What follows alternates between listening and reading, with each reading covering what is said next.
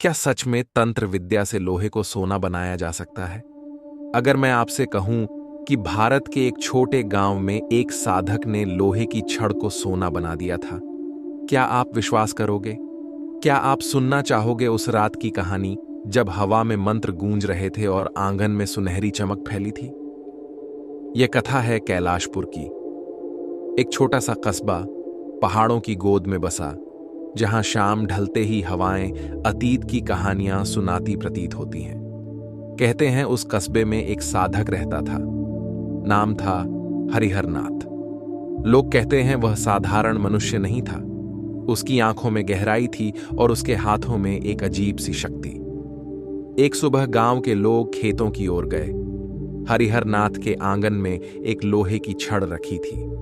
चारों ओर सूखी जड़ी बूटियां बिखरी थीं और कपूर का धुआं हवा में फैल रहा था। वह लगातार मंत्रोच्चार कर रहा था और फिर उसने छड़ पर हाथ रखा और बोला, रूपांतरण हो। गांव के लोगों ने देखा कि छड़ पर हल्की चमक उठी। कुछ ने कहा यह भ्रम है, कुछ ने कहा यह छल है। लेकिन रात में वही आंगन सुनहरी रोशनी से चमक उठा। सुबह जब लोग पहुंचे, वह लोहे की छड़ अब सोने जैसी दिखाई दे रही थी। गांव में हड़कंप मच गया।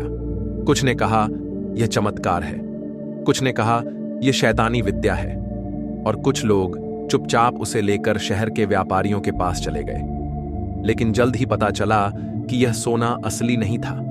कुछ दिनों तक उसकी चमक बनी रही, फिर वह फीकी पड़ने लगी, जैसे किसी ने उसे पल भर के लिए सोने जैसा बना दिया हो, और फिर वह लौट आया हो अपनी असलियत में। बुजुर्ग कहते हैं कि हरिहर नाथ आंगन में कई धातु खंड जमा करता था। वह पारद को विशेष मानता था और उसे धातुओं के साथ शोधन की प्रक्रिया में मिलाता था। कहते हैं मंत्रोच्चार और साधना के बीच धातु बदल जाती थी, लेकिन यह परिवर्तन अस्थायी होता। कुछ समय बाद वह चमक मिट जाती थी। पुराने ग्रंथों में भी ऐसे संकेत मिलते हैं। अथर्ववेद, स्कंद पुराण और अग्नि पुराण में रसायन की चर्चा मिलती है। रस शास्त्र में पारद और धातु शोधन का उल्लेख मिलता है। नागार्जुन का नाम भी बार बार लिया जाता है। कहा जाता है कि उसने साधना और रसायन को एक करने का प्रयास किया था। इसी बीच एक और कथा बार बार सुनाई जाती है। लोग कहते हैं कि बिरला मंदिर में कभी एक व्यक्ति ने सबके सामने लोहे को सोने में बदल कर दिखाया था। कहते हैं कि वह सुनहरा टुकड़ा आज भी किसी संग्रहालय या निजी संग्रह में सुरक्षित है। हालांकि यह केवल दावे हैं, कोई आधिकारिक प्रमाण कभी सामने नहीं आया। तो क्या यह सब केवल छल था, या सचमुच तंत्र विद्या से धातुएं बदल सकती थीं? वैज्ञानिक कहते हैं कि पारद जहरीला है और धातुओं से छेड़छाड़ खतरनाक है, लेकिन लोक कथाएं आज भी कहती हैं कि असंभव कभी कभी संभव हुआ था। कहानी के अंत में हरिहर नाथ भी रहस्यमय ढंग से गायब हो गया। लोग कहते हैं कि उसने रात को मंदिर की राह पकड़ी और फिर कभी दिखाई नहीं दिया। कुछ ने दावा किया कि उन्होंने जंगल की ओर अजीब रोशनी देखी।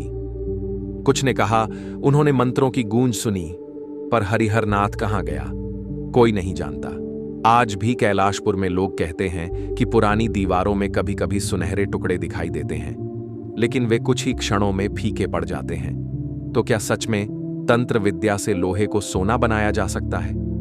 उत्तर आज भी धुंधला है।